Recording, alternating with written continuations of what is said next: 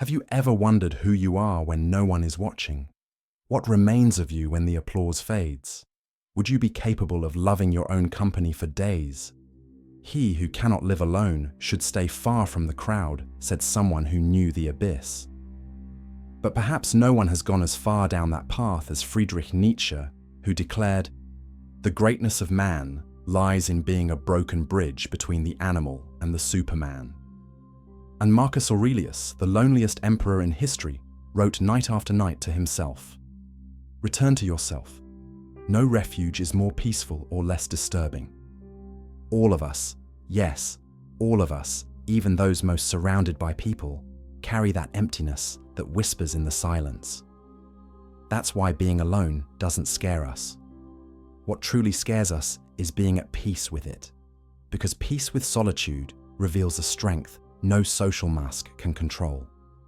Today, you're going to understand why the man who needs no one, the one who walks without a crowd, who thinks without applause, who breathes without being seen, is a threat to everything society tries to keep standing. But don't get it twisted.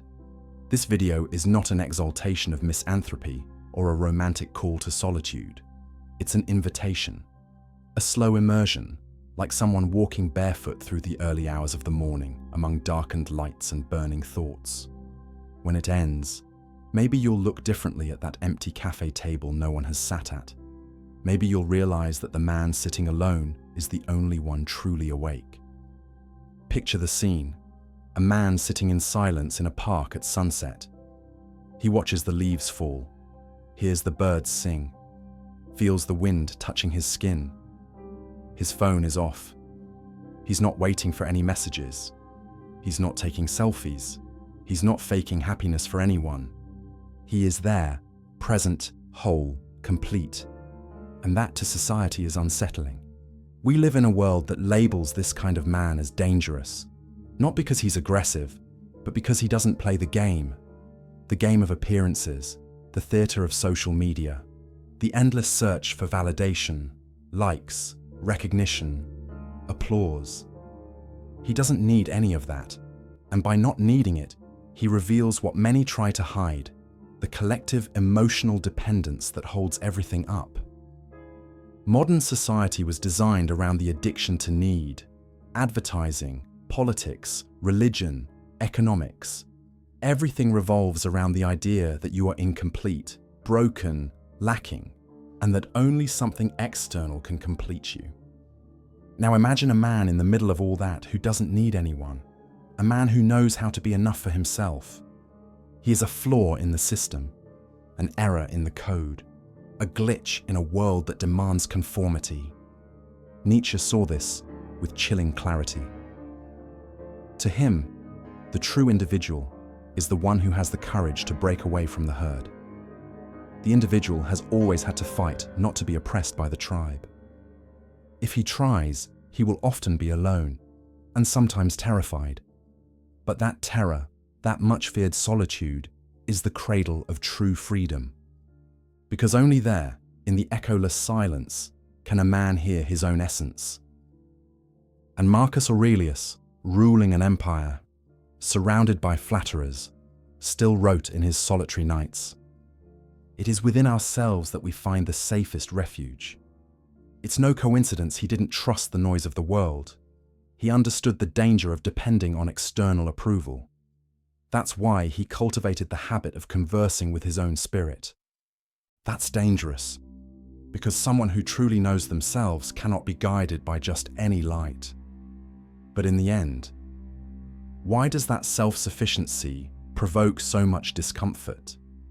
Because it reveals how conditioned we all are to seek acceptance. It reveals how much we disguise ourselves to avoid rejection. It reveals how much of our self-worth is in other people's hands. And when someone breaks that cycle, they show that the prison never had locks, only the fear of being alone. The man who needs no one is not insensitive. On the contrary, he is so sensitive that he learned to deal with his own vulnerability without handing it over to others. He misses people, but he doesn't despair. He appreciates company, but doesn't lose himself in it. He loves, but doesn't depend. He lives at a level of emotional autonomy that borders on subversive. And here's the secret: that emotional independence isn't arrogance, it's maturity. It's the result of sleepless nights, silent cries, and voids that weren't filled with distraction. It's the outcome of a journey where the mirror was a companion and silence was the teacher. But get ready, because the further you go down this path, the more glances you'll notice. Some will be of silent admiration, others of judgment, many of fear, because your freedom exposes other people's emotional prison. Your calmness unsettles those who still live in the noise. And then, in the middle of all that unease, a whispered question arises. How does he do it? The answer is simple but terrifying. He wants nothing from you, and that makes him dangerous. Because he can't be bought, seduced, or manipulated. He is free, and true freedom always threatens those who still live in chains. If this gave you a lump in your throat or an unexpected silence, it's a sign you're beginning to hear your own presence. Close your eyes for a moment and imagine two figures, separated by centuries, but united by the same fire: the refusal to kneel before public opinion. On one side, Marcus Aurelius, Roman emperor, absolute leader, but disciple of introspection. On the other hand, Friedrich Nietzsche, a man who dared to laugh at the morality of his time, who preferred solitude over the comfort of belonging. Two titans of individual consciousness, two masters of I am enough. The philosophy that unites these two men isn't just about thought, it's a stance toward life. Marcus Aurelius, in the silence of his chambers, wrote not for others, but for himself. His meditations were never intended to become a book. They were exercises in inner vigilance, in mastering impulses, in reminding himself daily that the external world should never dictate the rules of the internal one. Don't waste time debating what a good man should be one, he wrote. That is independence in its purest form. Nietzsche, for his part, didn't want to master impulses. He wanted to understand them, confront them, and transform them into creative force. For him, to live was to assert oneself with such intensity that existence itself would bow to one's singularity.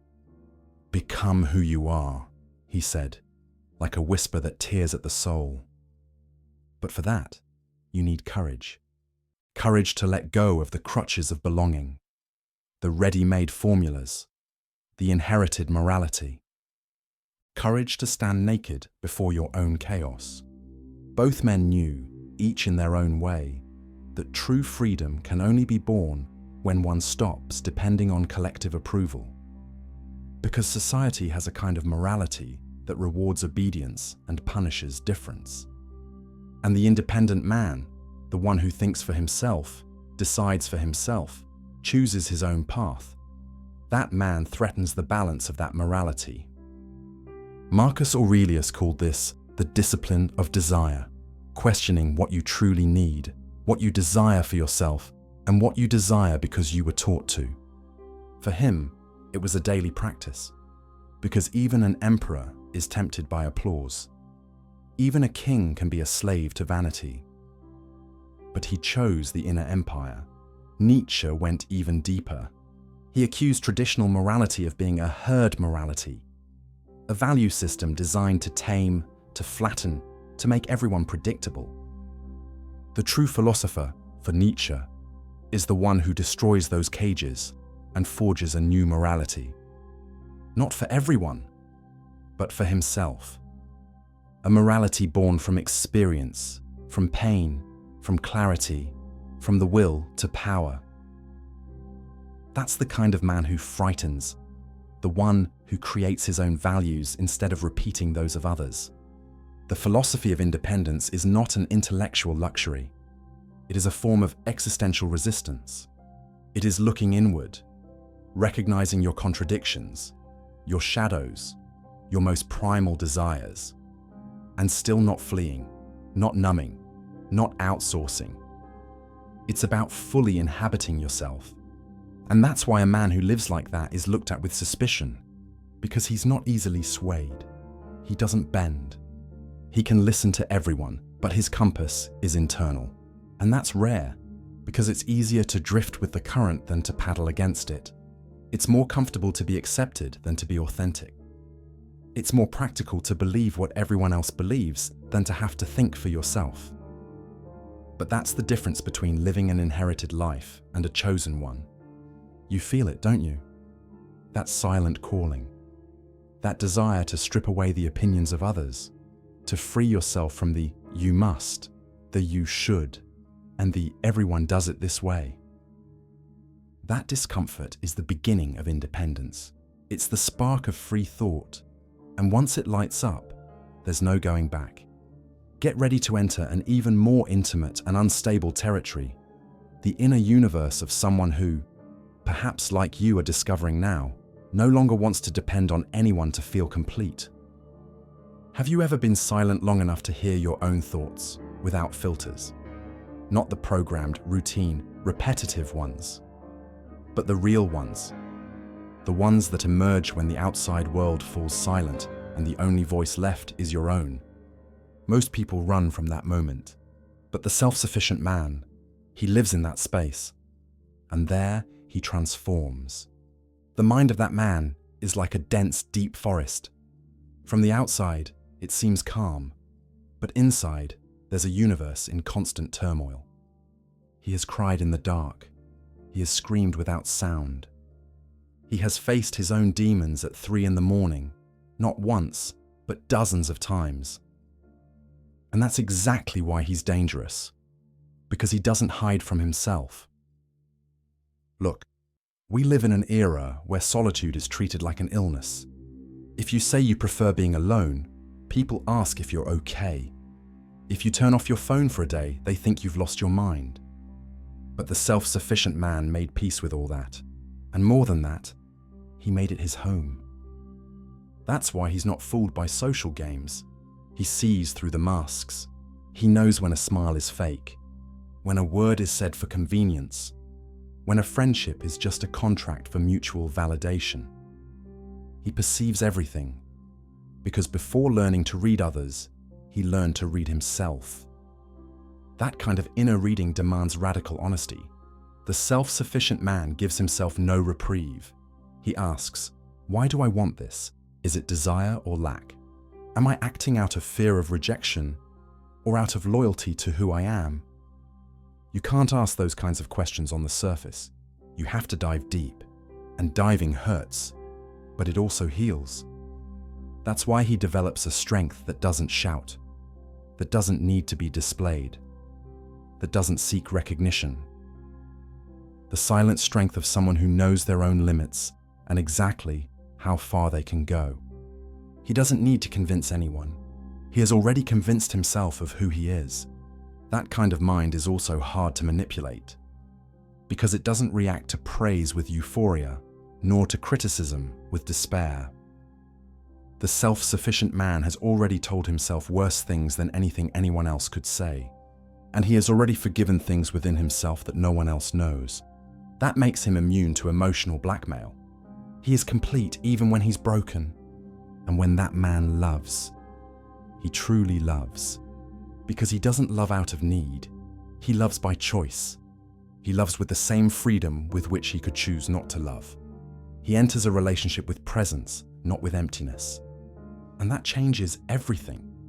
He doesn't demand, he doesn't pressure, he doesn't suffocate, but he also doesn't accept scraps. He knows his own worth, and that's rare, because it's not written on a piece of paper or in a social media bio. It's carved into his soul. The self-sufficient mind is solitary, yes, but not solitary by punishment, solitary by choice. And that chosen solitude transforms into clarity. Clarity about who he is, what he wants, what he tolerates, and what he will never accept. He doesn't need to be surrounded by people to feel alive. He lives even when no one is watching. If you've ever felt the urge to escape to a place where no one knows you, just to remember who you were before everything, then you've already touched, even just a little, the edge of that mentality. And maybe, just maybe, you're already ready to cross the threshold. Before we move on to the next topic, we have a quick message, and it might be the most important one of this entire video. Have you ever felt stuck, even when you're trying to change? Have you noticed that no matter how many books you read, how many videos you watch, how hard you try, something invisible keeps pulling you back into the same patterns? Well, you should know that's not a coincidence, and it has an explanation. Recently, researchers and scholars rediscovered a model of mental transformation that was used for centuries by philosophers, strategists, and thinkers who changed the course of history. A silent but incredibly effective method that blends science, psychology, and ancient wisdom, and that, to this day, few people know about. Those who've applied this method describe it as if a key had turned from within. Clarity, discipline, a stronger sense of identity, as if, for the first time, they were truly in control of their own mind. If you want to learn more about this, pause the video now, point your phone's camera at the QR code on the screen, and see for yourself what it's about. Or, if you prefer, click the link we've left in the first pinned comment below. There is a kind of freedom that's more terrifying than prison. A kind of autonomy that makes others tremble, not because it threatens violence, but because it exposes the fragility of everything we consider normal. That freedom lives in the person who no longer needs to be accepted, praised, or followed. It lives in the one who, even while alone, is complete. And that kind of freedom is dangerous. Think about it. A man who can't be manipulated by the fear of rejection is someone you can't control. He doesn't change his ideas for convenience. He doesn't laugh at jokes he doesn't find funny just to please. He doesn't give compliments expecting something in return. He doesn't dance to the music if the melody clashes with his conscience. That makes him, in the eyes of the system, a problem. Because society, and here I'm speaking of an invisible mechanism that operates in silence, needs predictability. It requires you to care about what others think of you. It needs you to crave status, to fear exclusion, to seek to fit in. The machine runs better when everyone follows the script. But the self-sufficient man writes his own script. Nietzsche, in one of his sharpest flashes of insight, warned, "He who has a why to live can bear almost any how." But the dangerous man goes even further. He has a why that wasn't bought, taught, or inherited. He discovered it in sleepless nights, in prolonged silences, in pains that couldn't be shared. His why is handcrafted, and that's why it's unbreakable. That man knows the price of freedom, and it's steep. He's going to lose people. He'll be misunderstood. They'll call him cold, arrogant, aloof. Many will try to diagnose him. He's too closed off. He should open up more. He's way too introspective. But he already gets it. It's not that he pulls away, it's that others don't know how to get close without invading. And it's not that he wants to be alone all the time. It's that he no longer accepts just any company to avoid being alone. He doesn't trade peace for presence. He doesn't replace silence with noise just to fake connection. That makes him selective, demanding, and, as a result, rare. That man's freedom also doesn't bend to guilt. He learned that guilt is a tool of social control, and that often the guilty one is simply the person who dared to live in a way others don't dare. He doesn't feel guilty for being fine on his own, nor for saying no, nor for not getting excited about things everyone else pretends to care about. Being free here doesn't mean escaping the world. It means being in the world without belonging to it. It's walking among people without losing your center. It's listening to advice without kneeling. It's being kind without being submissive. It's knowing your worth without needing to shout it to be seen. That kind of freedom is also magnetic. It unsettles, but it draws people in, because it carries a vibration few possess. The vibration of someone who doesn't need to be chosen to feel valuable. And that is deeply seductive. Not because he wants to be followed, but because he inspires those who are tired of pretending. Deep down, we all have that potential. We can all become that dangerous being. Not dangerous to others, but to the lie we were told about who we should be. The question is, are you willing to pay the price of freedom? Because the one who walks that path never returns. And ahead, when solitude has become strength, when silence is a refuge and not a punishment, you'll understand. To be free is to be dangerous, but dangerous in that sense is to be finally, gloriously human. At the end of the path, what we truly learn isn't about the man who is alone. It's about everything that pulls us away from ourselves. The threat isn't him. The threat is what he reveals. He reveals that many of our certainties are fragile, that our search for acceptance is a comfortable prison, and that the fear of being alone might be the heaviest shackle of all. He walks freely, not because he rejects the world, but because the world no longer defines him. Nietzsche showed us that thinking for yourself is a radical act. Marcus Aurelius reminded us that the soul needs silence to breathe. And today, maybe you've realized that your freedom lies less in breaking away from others and more in reconciling with your own essence. So take a deep breath, because if solitude scares you, maybe it's because it's calling you, not as punishment, but as a portal. And whoever crosses that portal never comes back the same. From the heart, thank you for staying with me this far. Truly. I know the world out there is shouting, and yet you chose the silence of this conversation. That's no small thing, that's valuable. And if you'll allow me a confession, I created this space because years ago, I felt lost, trying to please everyone. I was loud on the outside and empty on the inside. It was only when I started to step away that I began to hear myself. And maybe today, by sharing this reflection with you, I'm giving back a piece of what I found in that silence. Now, let's break the fourth wall. Did you like the video? Then leave a like. Or Nietzsche will visit you in your dreams and make you question the meaning of existence without Wi-Fi. Subscribe to the channel, not because I ask you to, but because if you've made it this far, we both know something. You're not just any viewer. You're looking for something real. And comment below. What has been the moment in your life when you felt most like yourself?